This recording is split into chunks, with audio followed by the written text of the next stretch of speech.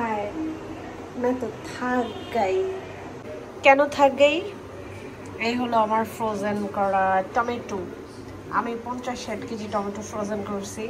এখন এই frozen tomato দেখেন কি অবস্থা ছুরি দিয়ে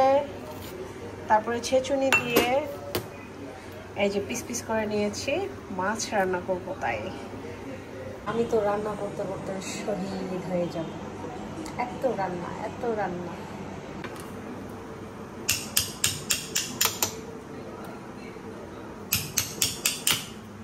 এখন হচ্ছে এগুলোকে ঝুড়ি ঝুড়ি করে কুচি কুচি করে নিব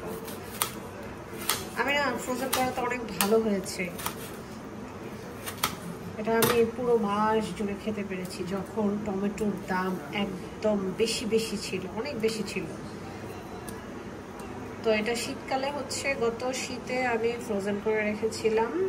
এটা দিয়ে আমি টক রান্না করেছি আমি অনেক রকমের রান্না এটা দিয়ে করেছি তো এখন আবার রান্না করতে বসেছি আর আপনাদের সাথে শেয়ার করছি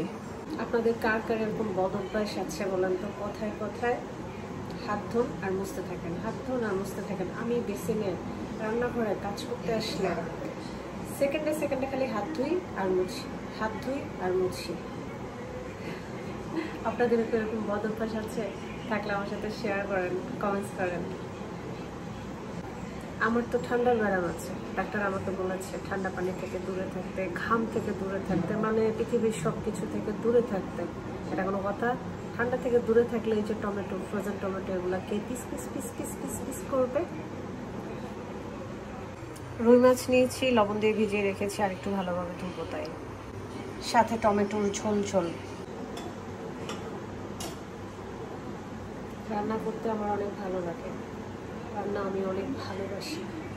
কারণ আমি খাই বেশি সিদ্ধ আর সিদ্ধ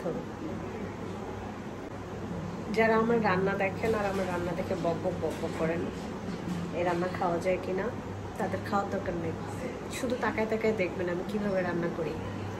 এই তো